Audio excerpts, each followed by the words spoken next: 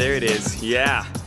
Hey, what's up, guys? You are listening to Speaking in Absolutes, the only podcast listened to by my mother that I know of. A lot of cool stuff going on today. If you're new to the podcast, my name is Dustin. I am a semi-professional everything and a professional nothing. We're just breaking down stuff that's going on in sports and life and dating. We're taking your questions. It's all here, and it's all called Speaking in Absolutes. I'm also going to say we a lot. I was watching footage from last week, and the two things that I noticed most were that, one, I say we an incredible amount for the fact that there's only one guy, just sitting here talking to a computer screen. So I don't know if that's in anticipation of having guests in the future or what, but I say it a lot. I don't know why, it's weird. And the other thing I noticed is that I also say a lot, everyone's favorite word. But that's not what you guys came to, for today. You came to get in on the topic, so let's just get started. I'm starting with LeBron James, the king of basketball, in his own mind, probably the king of the world. If you don't pay attention, the NBA playoffs are going on right now. The Heat they just took care of the Bulls last night. And what's crazy about this is, so I'm a Cavs fan. The Cavs are the team that kind of got me into a team in basketball. Growing up, I just kind of rooted for people, Magic and, like everyone, and Jordan like everyone. And so I would follow the careers of superstars. And then somewhere along the line, all my other sports, football and things like that, I got these team allegiances. And that's the way that I started to look at sports. So when LeBron came to the Cavs, there was this huge, I was living in Ohio at the time, and, we were excited about it, and then LeBron left, and, Cavs fans are like, I hate him, I never want to see him again, worst guy ever. And don't get me wrong, the decision was miserable, but what I realized is I spent so long with LeBron on my favorite team that I didn't realize that basketball all along has been a sport that is built around great players. Yeah, it's nice when your team does well, and maybe, the Bulls will obviously never forget the run they had. The Lakers have been blessed with a lot of superstars. But the fact of the matter is that LeBron James is too good not to root for. I want to say that again. LeBron James is too good not to root for. If you like the NBA at all, you've got to watch him. You at least want him in the games. I understand that you don't necessarily want to root for him when he's playing your team, but if you appreciate or are a student or an enjoyer of the sport of basketball at all, you have to look at the specimen, both the athletic and intelligent specimen that LeBron is, and you have to be pulling for him. Anyone who sees greatness on that level and doesn't get excited about it isn't a real fan of the sport. That's fact. There's no getting around it. So I apologize if that offends you, but then I also don't apologize if that offends you, because that is a silly thing to be offended by. What? But that's my team. That's my stance, buddy. You can't say that about me. I'm a true sports fan. Yeah, all right. Go back to rooting for the Lakers. All that to say that the thing you need to be watching right now, if you're a sports fan, is LeBron, don't get me wrong, make no mistake about this, this is not up for debate. You can say where he does or doesn't lie in the great canon of great players like, Wilt and Dr. J and Kobe and Jordan, of course, Magic, those guys. LeBron is the greatest player of our current generation and will be for a while and has been for a while. So as much as you can argue whether or not he's top 5 all time, and believe me, he'll end up there, he's absolutely the best player on the court right now. Even the Kobe delusionists can't argue that. There's simply no room for it out there. So do yourself a favor, get out there, watch LeBron play, enjoy this. Even if you even marginally like the sport, your kids aren't going to be asking you about what it was like to see Joakim Noah in person. I won't go off on an anti-Joakim Noah rant today, maybe in the future. But no one's going to care who the guy who looks like this grotesque mutated version of Milan. No one's going to care about how NBA Mulan played ball. They're going to want to hear, your kids or your grandkids are going to want to hear stories about LeBron James, the greatest. What was it like to be at that game? What was it like to see him in his peak when no one could touch him when he was in the zone? So that's what you need to be a fan of if you're in the sport. It's LeBron or go home. I'm sorry, that's just the nature of it. Moving right along, that's our sports coverage. That's what's going on right now. You got to hear that. But a movie that everybody probably needs to see, or at least everyone has read the book in high school, The Great Gatsby came out last weekend. And a lot of people have read the book, required reading. If you don't remember elements, it's like, this is not a spoiler, but LeBron, Now, wait a second. I just stumbled onto something great. Tell me you wouldn't see LeBron James and Leonardo DiCaprio in some kind of movie. Maybe they like Space Jam 2, but it's like Scorsese directs and he gets awesome people. I would watch that movie. I'm going to go home and flesh that out. Check that, I am home. I'm going to go downstairs and flesh that out in a little bit. That's a great movie. No, but Leonardo DiCaprio gives a great performance per usual. It's his basic story. He's watching it, he's in love with some girl, and they kind of end up together. And I won't spoil it for you, but worth a see. It's got some very distinct Baz Luhrmannisms. So if you saw and liked Romeo and Juliet or Moulin Rouge, you will see and like this movie. It's the same kind of idea. But what I want to talk about is an article I read where there was this like shocking. I follow a lot of the trades and industry stuff out here because that's the way I like vicariously pretend that I have like any part in like the entertainment business is by reading that stuff and being like, oh, this applies to me too, even though it doesn't. No one's calling me up. But saw a study by one of the trade papers that said that they were stunned because The Great Gatsby was not popular in 3D with women. And I just thought that was such a funny qualifier. They're like, because they made these pretty like kind of sexist like jumps to conclusion, or where they were like, women just don't appreciate 3D. They don't have as much of a tech focus as men. They're going for cinema for different reasons, and women are the reason that Gatsby did not do well in 3D. And that sounds like a load of BS to me, and I'll tell you why. Because one, the fact that women or anyone, or that Gatsby didn't do well in 3D, is because that's not a movie that's meant to be in 3D.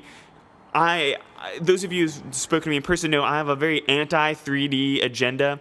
I think there's maybe like 4 or 5 movies ever that have been made that were actually enhanced or where the storytelling was better because of 3D. And spoiler alert, The Great Gatsby was not one of them. So to read this article and have them be like, women just who can't appreciate visuals, making them sound like these simple things.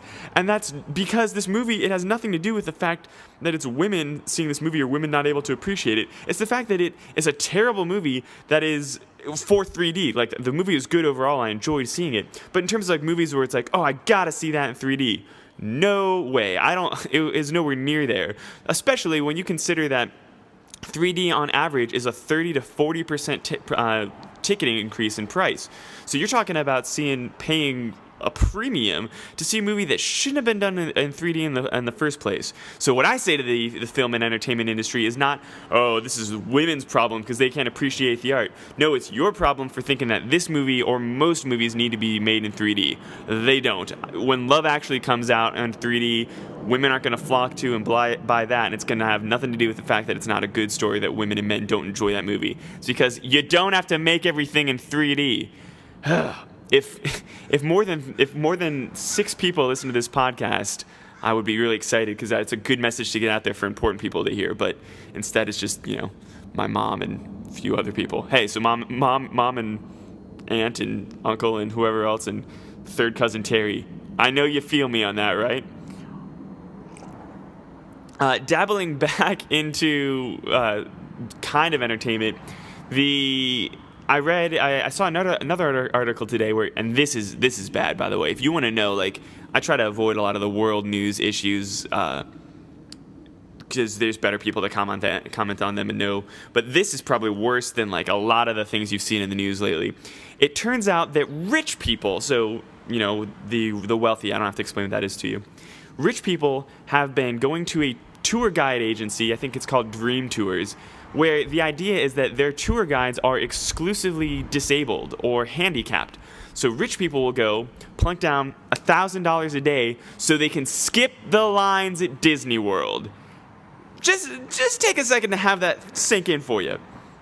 People have enough money and the gall to go rent a handicapped person to go to Disney World or Disneyland and skip the lines. That's probably one of the worst things I've ever heard in my life, and I've heard a lot of bad things. I cannot imagine. First of all, I can't imagine having, like, Disney's not expensive enough already. Then you're like, I think I'd like to pay an extra $1,000. Especially because there's so much to do at Disney, especially Disney World, Disneyland as well. Even if you skip the lines, you're there is a finite amount of things that you can fit into a day, and I don't know, like, don't get me wrong, I get it. Standing in line for 3 hours sucks. It's a hot day in Southern California, or God forbid, Florida, central northern Florida in August. It's 1,000,000 degrees. It's all hot and humid. You don't want to stand in line. I get it, okay? But what makes you think that like cramming through an extra 17 rides is going to enhance your enjoyment that much? Do we all want to get in a couple extra teacup rides? Sure. But I can't imagine like the fact that you got to go through the Haunted House 3 extra times, or Space Mountain, which is like a marginally okay roller coaster at best. Like getting through those lines extra fast is enhancing your day that much. The lines are a little overkill, but certainly not for the extra $1,000. I think it was actually the price was $1,040. And and certainly not with having to live with yourself, knowing that you rented a disabled person to get you through line. Now, the other side of this is, someone was like, oh, it's nice that they're taking the handicapped people who essentially just get to go play at Disneyland all day for free and make $1,000 on the side. That's a pretty sweet gig. My problem with this has nothing to do with the financial side of it. If you're rich and you are just really bad or dumb at spending money, and you want to drop $1,000 to go to Disneyland and cut through the lines, fine, throw your money away on it. My problem is entirely with the idea behind it. Like, saying that you can put a price, essentially, on exploiting handicapped people. Like, are we allowed to, how far does this go? Where does it, sure, it's starting with Disneyland or some extreme examples now, but can you, is it going to be like Zipcar, where you can rent someone on who's wheelchair bound, so you can park in handicapped spots for the day and not have to look for parking for $500? Or can you rent a cripple by the hour so you can get in the fast line at on the freeway? It sounds awful to me. Do you have to find a paraplegic to go with you so you can sit in the bathroom, so you can use the big bathroom now at the the public restrooms? Like, oh, let me take in this guy here, Andy's just gonna go in the bathroom with me so I can use the handicapped restroom. It's a line that does not need to be crossed. The only line you should worry about crossing are the super long lines at Disneyland. You should deal with it. You should suck it up like the rest of us. If you've got that much money, if you got $1,000 a day, rent out the park or buy a fast pass or they have ways to work the system. Don't believe me, this is America. There are plenty of ways to cater to the 1%. Okay, the wealthy are not lacking for extra things to spend money on so that they can have advantages. All right, it's America. We have that system plenty in place. So what we need to do is find a way to exploit that without taking away without crossing such a moral line too, because that is ridiculous. Rich people, get it together. You got a problem with it?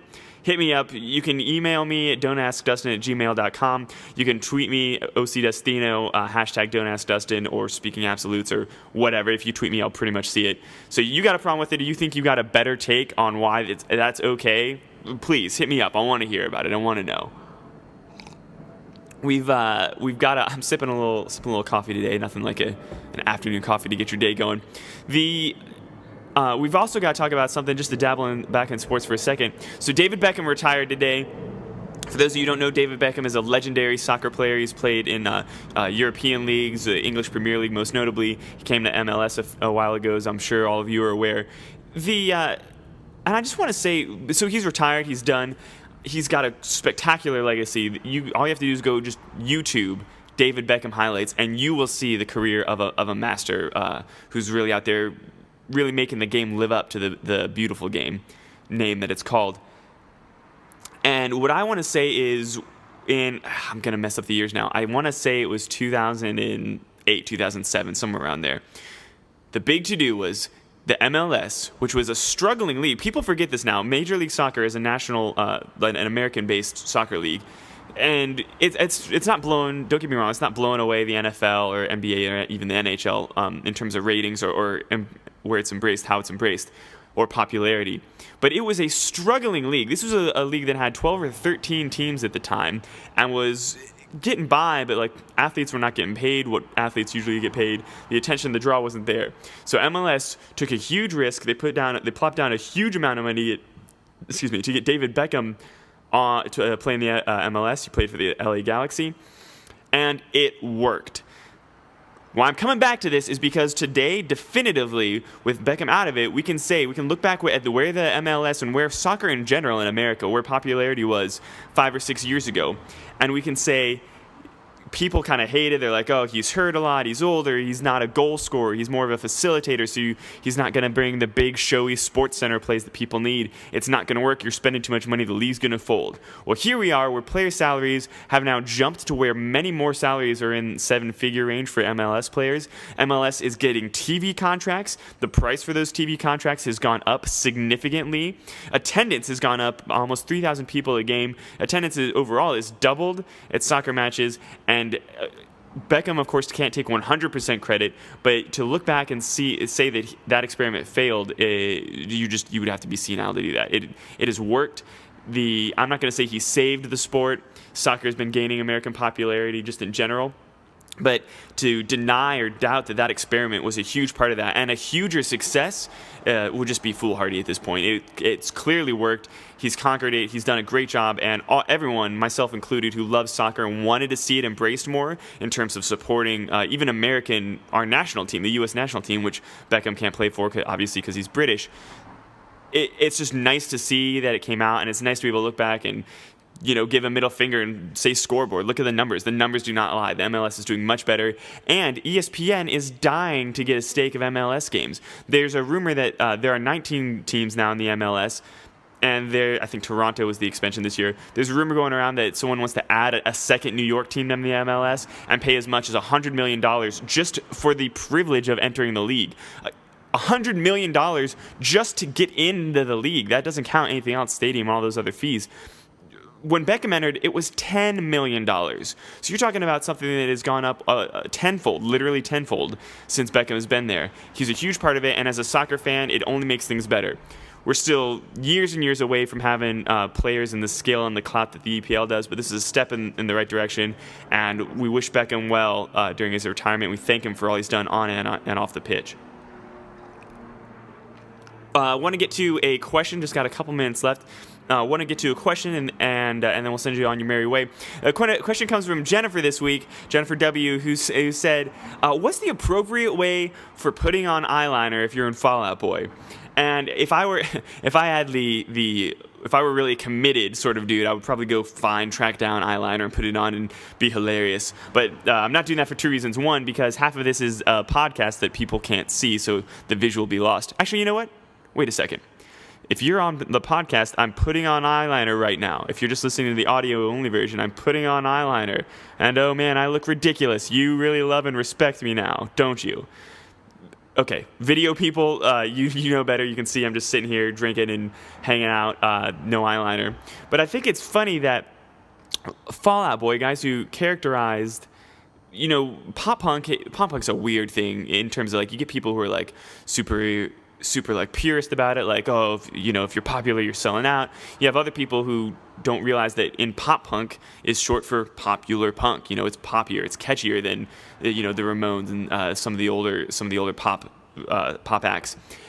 And what I appreciate about it is Fall Out Boy was the first, I think, to really embrace that title in terms of showmanship and to take the pop kind of celebrity culture that we have and to go with it there. And obviously that's a lot to extrapolate from just the eyeliner, the guyliner as it's called, but it shows that level of, like, if you think about it, if it was the kind of thing you wrote down or described on paper, you'd be like, these guys are flat ironing their hair, putting on eyeliner and makeup to go play rock, like this hardcore, like, we're badass rock music. It sounds ridiculous. As a guy who's toured with several different bands, in similar genres over the year. By the way, quick shout out to 21 Pilots, some good friends of mine who are good friends with lots and lots of people now, who are actually on the Fall Out Boy Panic at the Disco tour that's going on in the fall. They're going on the Save Rock and Roll. So maybe they'll be able to ask them in person what the best kind of eyeliner is, and we'll get Jennifer a better answer to her question. But in the meantime, I just want to say you gotta respect how ridiculous the idea of this is, but how committed they are to putting on a good show. And I think they're the guys who paved the way in a lot of ways for for the live show. There's so much that's like overproduced and just CD or kind of album only bands. If you guys remember when Panic at the Disco started, they had a record deal, they had a record put out before they had a tour, before they played a live show. And so they were a bad live band for a long time. Fall Out Boy was not a great live band for a long time. They got there, the reps, the practice, and the play, and you get there. And I think what they do is they really started a movement that shows you that showmanship matters. There are things, believe it or not, I know this is like blasphemy, there are things you cannot capture on YouTube. There are things that you cannot capture with your terrible iPad video. And Fall Out Boy said, you know what, we want to make the concert a fun experience again. And if that means being in the back room, Pete Wentz texting out pictures of his dick and flat ironing his hair and putting on eyeliner, more power to you. So, and Jennifer, in answer to your question, the right way to put on Fall Out Boy guy liner, whatever way gets it on there, whatever's best for the audience. That's all the time we have, folks. Thanks for hanging out and let me talk at you for a little bit. As always, you can hit me up at Dustin, dontaskdustin at gmail.com. Find me at ocdustino on Twitter and Instagram. You can hashtag speaking in absolutes and I'll see it even if you don't want to tweet it right at me. I'm here to answer your questions and get yelled at by you. If you hate things, let me know, and I'll tell you why you're wrong. If you love things, let me know, and I will buy you a coffee or a beer next time we're in town. And also, if you want to feel terrible, here's your quick terrible fact for the day. Mark Zuckerberg turned 29 on Tuesday. He's a multi-billionaire, and you can say Facebook sucks all you want, and you're not always wrong, but the fact of the matter is that Mark Zuckerberg is a 29-year-old who's worth not $1 billion, billions of dollars. There's 700, 800, 900, whatever it is, million people on Facebook. He's going to be a billionaire and a rich dude for a long time. So haters going to hate, but Zuck's taken care of, and you would do the same thing in his shoes. So happy birthday to him. And I hope you feel like a piece of shit with your life. I hope you just feel like you have a terrible, awful life now because you are not a 29-year-old billionaire. I'll say, speaking as a 29-year-old, I feel like I've wasted my life. So hey, Zuckerberg, this is for you. Thanks for making me feel anything I've done is insignificant. Guys, that's all the time we got for today, guys and gals. My name's Dustin Heveron. You can find me in all the ways I listed earlier. You can also find me on DustinFanClub.com if you want to check out my personal website. And, if you want to book a bad actor for your next birthday party, I'm there for you. Other than that, we will see you next week. I do videos every Monday called Minute Monday. We do a new blog post every Wednesday. And we do podcasts Thursday. And I'm saying we so many times. I called it. I don't know why. If you know why I say we so much, hit me up at dontaskdustin at gmail.com. We'll figure it out. Hope you guys have a great week, and I will see you next week. Bye.